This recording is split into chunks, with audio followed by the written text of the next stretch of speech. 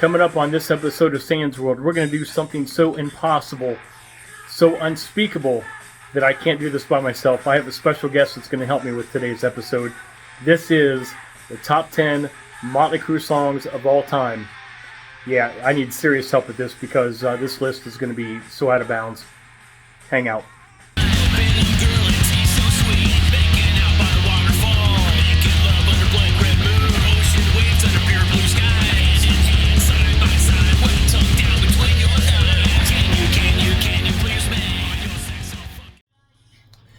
Hello everybody, welcome back to a brand new episode of Sans World. If you're not quite sure who I am yet, my name is Justin Sayn, your host of Sans World, also the guitar player from the band Cruella. If you want more information on the band, check out some links I put in the description of this video. It'd be greatly appreciated. Today's episode is the impossible task that I've been putting off for pretty much the entire time that I've had this channel. I'm going to do a top 10 list of Motley Crue songs of all time. This is not the best. This is more of my favorites. So this list will include obviously songs that you've heard of. I'm sure of it. But it's also going to include some deep cuts that you may. It's going to take it back a little bit. And some of these songs, hell, if you're not a serious Motley Crue fan, maybe you haven't heard of these songs at all. Which is why I'm here to do this for you guys, the hard rock and heavy metal fans of the world. I love you guys. Again, I'm not a journalist, I'm just a huge music fan, and so we're going to get into this. So I've got a special guest. It is the holidays, and if you're familiar with this channel, you know that I have a special guest in town to help me with such impossible tasks, such as this, because I need her help. Hang out. Alright, welcome back everybody. My special guest is Mija Selena, photographer extraordinaire. You'll definitely be hearing from this person very, very soon. If you're unsure of her qualifications for this job, let me show you a picture. Here's the picture. I took her to go see her very first concert in 2005. It was Motley Crue on the Carnival of Sins tour up in Cleveland, Ohio. Do you remember anything from that show? I remember how many people thought I was cute. Yep. Anything else? No, I don't remember anything from the show. Okay. It's okay. That's unfortunate. They've got DVDs and stuff. The Carnival of Sins tour actually did like a DVD, so you can check that out. Yeah, anytime you can check it out. All right, so we're gonna get into this list because this is again the most impossible task. But yeah, she was right. All the girls would come up to her and say, "Oh my God, she's so cute," and all the dudes would come up to me and, "Man, I wish my dad was as cool as you were when I was growing up." Yeah, it was common. All right, so we're gonna get into this list again.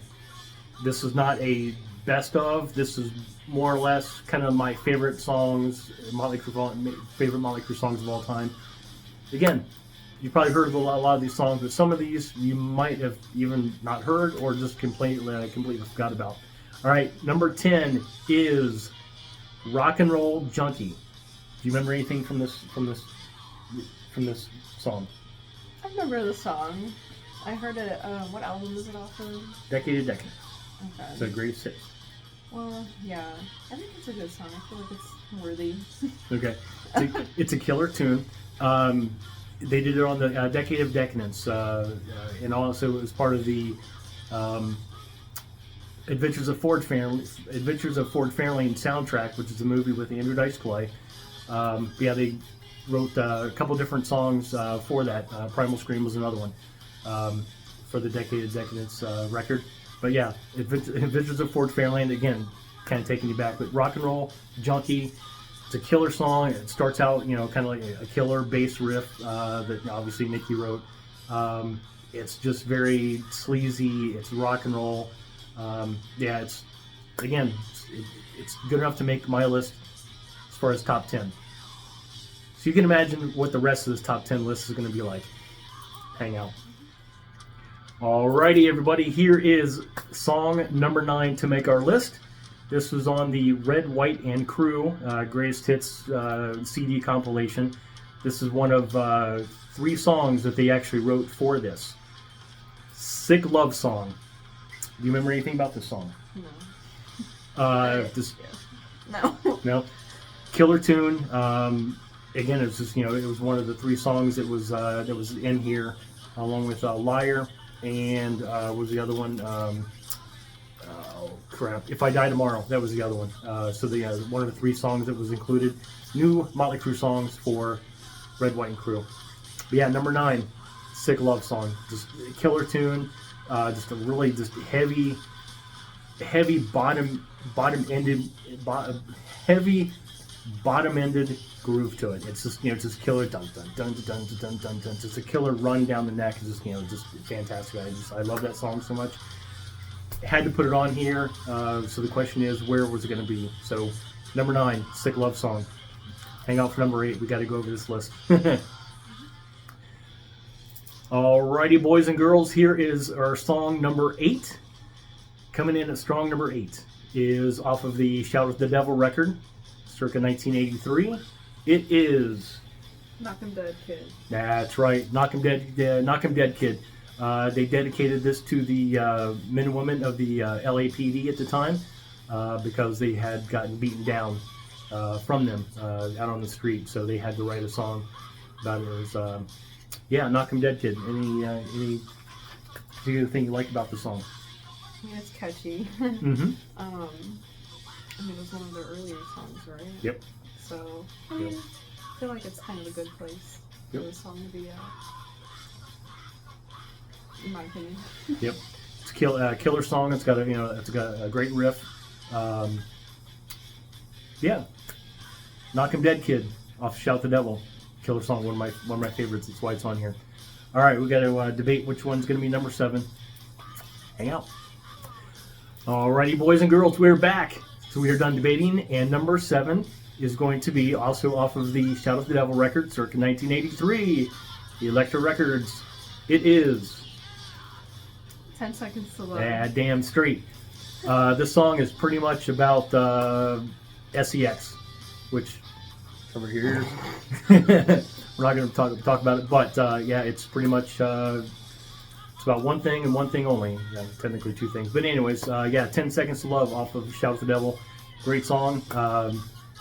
Just kind of a cool riff, but it's got that, I don't know, it's just got that thing that I love so much. And 10 Seconds to Love is number 7. All right, what's gonna be number 6?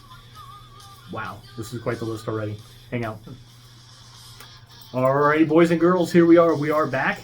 We've come up with the number 6, Nikki Sixx. All right, I'm gonna let her introduce the song, and so here you go. Number 6. Wild Side. Hell yes, off the Girls, Girls, Girls record, of course. And not much really can be said other than it's a killer riff. It pretty much tells what Motley Crue was going through at the time. They were pretty much about excess is best, and you know what? Again, it totally get against the grain. I remember they were working with computers a lot, more technology on this record, and that's kind of how the whole kind of the groove of the song came about. But Wild Side, because as Tommy used to say, you can't tell me, Nikki, Mick, or Vince about the Wild Side. Been there, wrecked that shit, because it's Motley Crue, and they definitely have. So, anything you'd like to say about the song? Not really. I mean, I'm sure everybody's heard it. Everybody kind of knows, what it's about and why it's so high up on the list, I guess. Yep. So that was number 6. All right, so we got 5 left. And plus we got a boatload of honorable mentions that we haven't forgotten. This list is impossible, but we're going to get into this. So, all right, we're going to debate number 5. Be right back. Alrighty, boys and girls, we are back. We've got a number 5, and this is where we go totally against the grain. A song you probably would never think that would make this list, but it's on this list for a very, very good reason. What is number 5? It's Afraid. That's right. From the Generation Swine album. This is one of the albums that Mick completely hated doing. Of course, him being the guitar player, he was absolutely put through hell by the producer of this record. But Afraid. It's lead single off of this album. Again, they were totally going against the grain of what you would probably think. Now, they had just gotten Vince back. You would think that they would make this hard rock, metal record. It was totally, just metal, and they went almost industrial. It was so against the grain. And an interesting fact about this song, particularly the video. Have you ever seen a video? I remember it. Okay. It's like in like a weird part of my brain. It's like the nostalgia. Okay. They played in this. She was basically. Cage. Yeah, they played it in a cage, and it turned out that the cage was underneath this girl's dress, and she was like being made, and she did not have any legs. That's why she was kind of going like this. Anything else about the video you remember? I'm picking a brain big time. I don't think so. Okay. Do you remember? I've seen it forever. Do you remember the video having a special guest at all? No. There we go. Uncle Larry was in this video. Oh, really? Yes. Where? Yeah. Yep. We're going to show the video. We're going to show just the parts of the video that Larry was in, and we'll be right back. But yeah, he was in it. Hang out.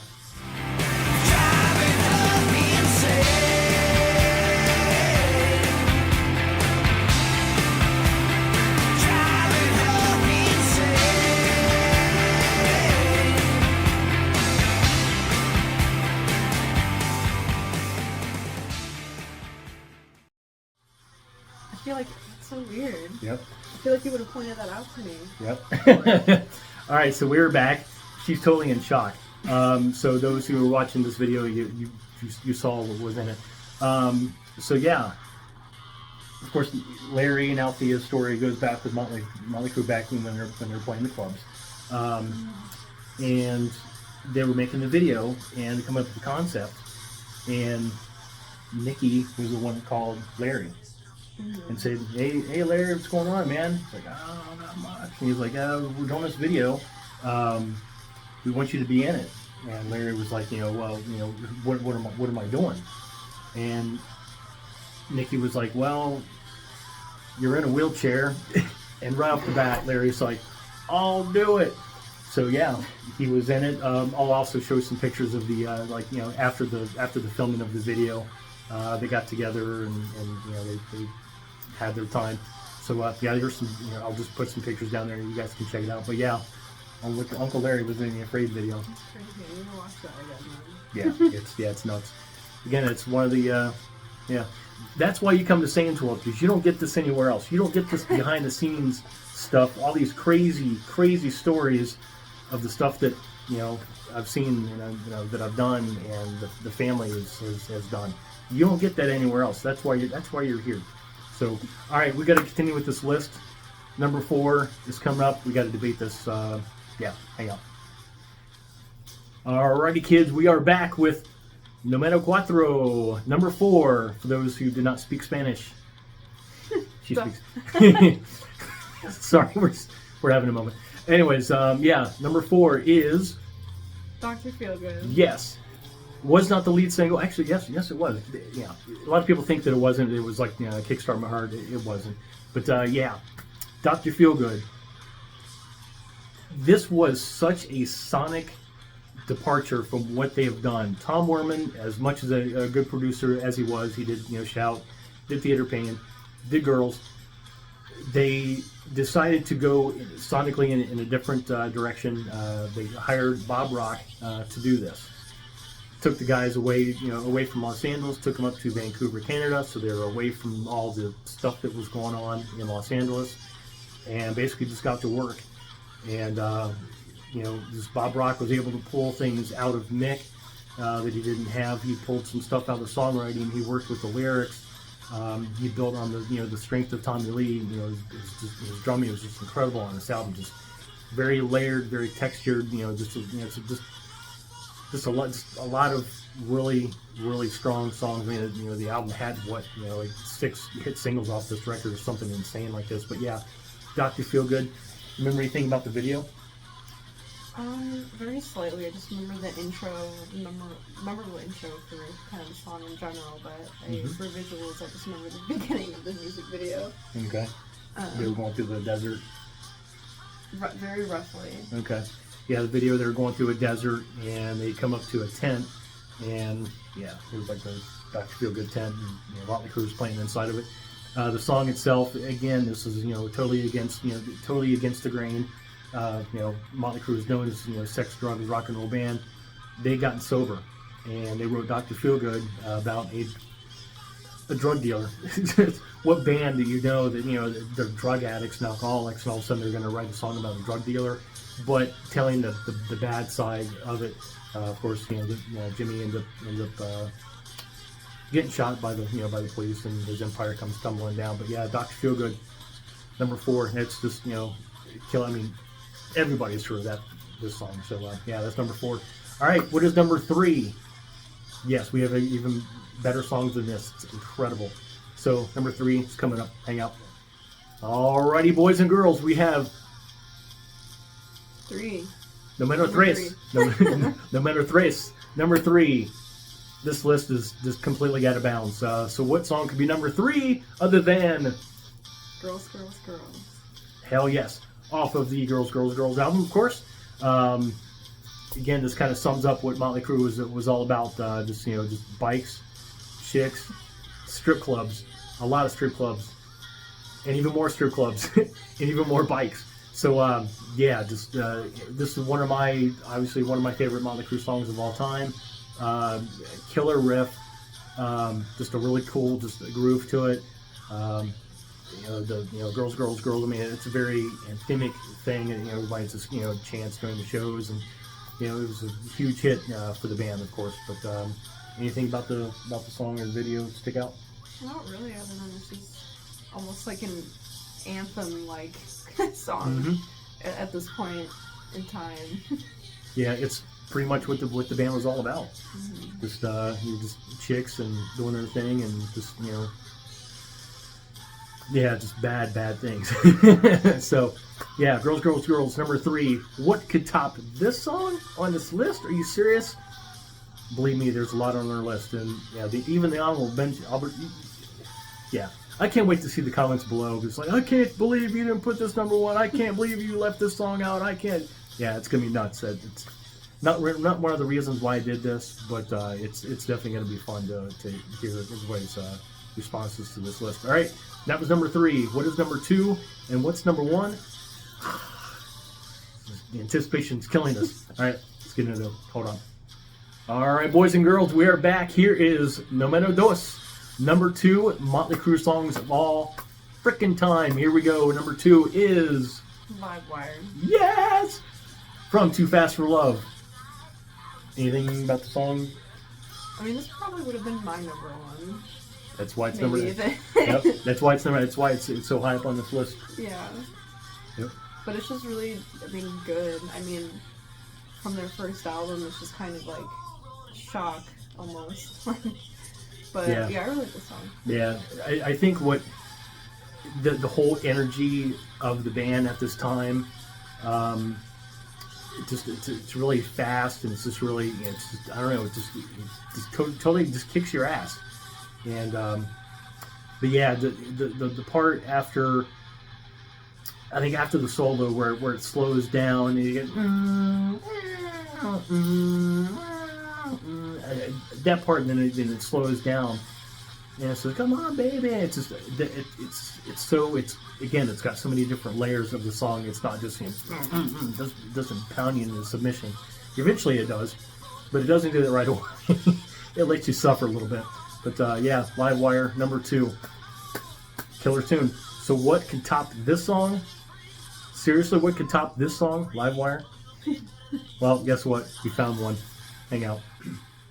Alrighty, boys and girls, what could possibly be number 1? It is this. Piece of Your Action is it to me. It has everything that Motley Crue is known for. Sex, drugs, rock and roll. I mean, it's just, to me, this is the song. When I think of Motley Crue, I mean, I don't know. I think of so many things, but this song, if somebody were to say, what song do you want played at your funeral? You know, I'll let him know. yes, please. You know, like, hey, Dad wanted this. So, yeah, Piece of Your Action, Motley Crue off of Too Fast for Love. Again, it's to me, it's just got so many different layers and textures and things. It's just Nick's slide guitar solo is incredible. It's not super fancy. It's not super fast. It's like it's just, but it's just I don't know. It's just killer. Anything about the song? I mean, do you like? I remember all of the songs from the first album really vividly because of how much they were played and ingrained. Again, we raised her right. We raised her right. Yeah, I remember playing the songs outside and hearing it from home too. So yeah. Yeah, it's just killer. Piece of Your Action. I mean, it's just. What other song tops this? I'm sure the comments below are going to be quite entertained to hear. Oh my God, I can't believe you didn't put Looks That Kill, or you didn't put Home Sweet Home. Which Shout the Devil. I'm surprised you didn't, why didn't you put that number one? Why didn't you even put that on your list? Look, when I said at the beginning, this is impossible to do. It's like trying to turn the Titanic away from the iceberg when it's like 2 feet away. You can't do it. It's impossible. You're not going to make anybody happy. And see how that turned out. So, anyways, all right. So we're going to get into this honorable mention list because again, this is killer. She put down "Kickstart My Heart." Again, everybody's like, I can't believe you didn't put that in your top 3. Well, sue us. "Home Sweet Home" is on the honorable mention list. One song that I think is highly underrated is "Danger" off of "Shout the Devil." Just a lot of different layers. Just kind of completely different, kind of off the grid as far as Motley Crue songs go. Yeah, "Danger." "City Boy Blues" off of "Theater Pain" I think is one of the. It's just got a really cool groove. Da da da da da da da. It's just I don't know. It's just really cool. Even during the during the chorus, during the verse, it's just all really cool. I definitely thought that I needed to mention. Off of Dr. Feelgood, "Slice of Your Pie." Again, it's just a really heavy but a sexy groove to it. Yeah, it's just killer. "Enslaved" off of the Greatest Hits album they did in 98. Yeah, and that song is actually about they had just left Elektra Records and they had started their own record label, Motley Records. And they wrote that song about the battle with Elektra. In particular, her name's Sylvia Rhone, who was the head of Elektra at the time, just a complete bitch. So yeah, they had to write a song about that. Off the Red, White, and Crue album, of course, Greatest Hits came out in 2000, mid-2000s. "Liar." And it wasn't included in the first version. I think it was included in the import version. But yeah, "Liar," just a killer tune. Let's see, "Without You" had to be included in that. Yeah, just as far as ballads, I mean, it's a great song for not a huge ballad guy. But yeah, "Home Sweet Home" and "Without You," one of the classic Motley Crue songs of all time. So definitely had to mention those. Yeah. Again, this list is impossible to do, but we did the best we could.